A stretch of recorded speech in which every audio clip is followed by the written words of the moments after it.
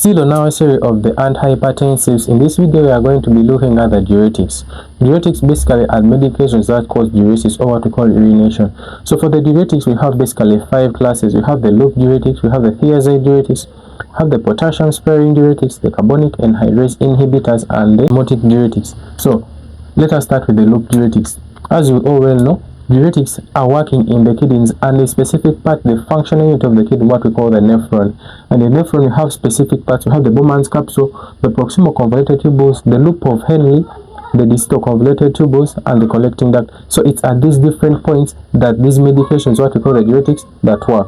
So for the loop diuretics, as the name is suggesting that they are loop diuretics, work in the loop of Henle, and basically they work in the thick ascending limb of the loop of Henle. And in the thick ascending limb, if we extrapolate in the thick ascending limb, we have the luminal cell, the vasorector, that is said about the blood vessel that takes away the reabsorbed components, and then the lumen of the loop of Henle. So on the luminal side of the loop of Henle, there is a symporter. Yes, there is a symporter. This symporter is called the sodium potassium 2 chloride symporter. So it transports both sodium, potassium, and 2 chloride ions into the luminal cell of the loop of Henle. Yes, then on the basal cell, or on the basolateral cell, there is a sodium potassium ATPase pump. It takes up sodium and brings in potassium. So generally there are very many leaky channels on this cell, so potassium just leaks back into the lumen. So basically we absorb only sodium and potassium. There is also a potassium channel which transports, a chloride channel that transports chloride ions from the luminal cell into the vasorector, or into the interstitium, into the vasorector, then it's transported back into the bloodstream. So basically when you absorb sodium, water will definitely follow by osmosis. So when water follows by osmosis, it is also absorbed into the vasorector, the blood vessels. So remember, our blood pressure is equal to cardiac output times the total peripheral vascular resistance. So the loop of Henle, or the kidneys, its mechanism, it mainly affects the cardiac output. When the venous return is increased, the cardiac output increases, and it's directly proportional to the blood pressure. So the blood pressure will shoot up. What do the loop diuretics do? So the loop diuretics inhibit this symporter. So specifically they bind onto the chloride binding site.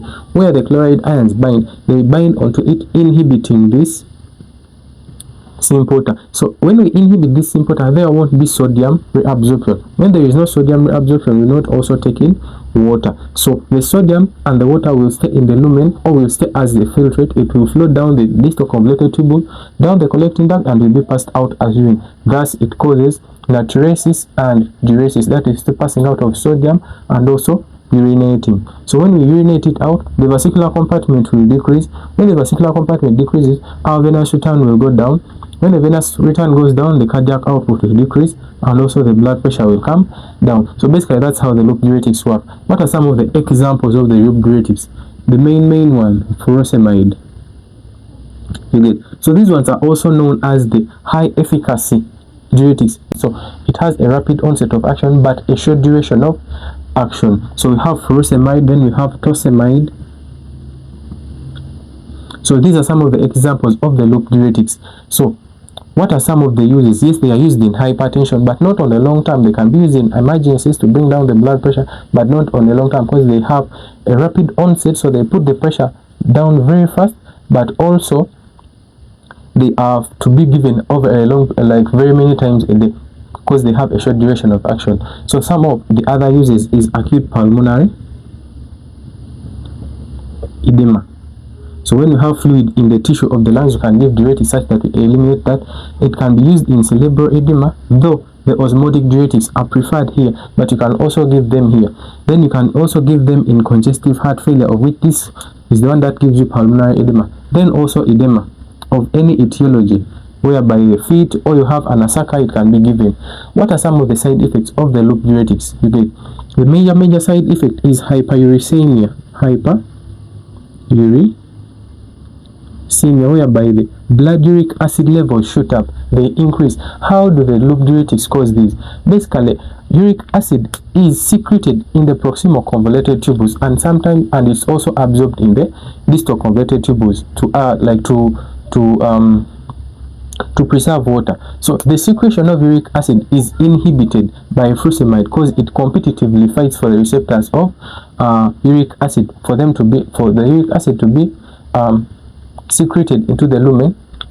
These loop diuretics come and compete for this receptor, you get, because uric acid cannot, it cannot pass through by simple diffusion. It has to be facilitated via a certain channel, so it binds onto a certain transport and then it's secreted out. But now the loop diuretics inhibit or competitively bind onto the receptors where it is supposed to be secreted from, thereby the uric acid will stay in the blood. Then another thing, uric acid, the one that has been passed out into the urine, is further reabsorbed as a consequence of the loop diuretics. Because of the diuresis, we are losing water, so the body is in a state of dehydration. So we try to take up solids such that we increase the concentration of tissue to pull more water. So this further increases the uric acid levels in the blood. This leads to hyperuricemia, and it can lead to conditions like gout, arthritis. Then another thing that can happen is dehydration, because we are losing water, and this dehydration usually comes with concentration of blood, and this increases the risk of getting things like DVTs and pulmonary embolism. Yes, then you can get things like hypokalemia, whereby the serum electrolytes like potassium go down. Then you can have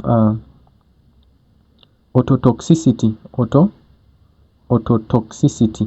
which this one can manifest as tinnitus or vertigo.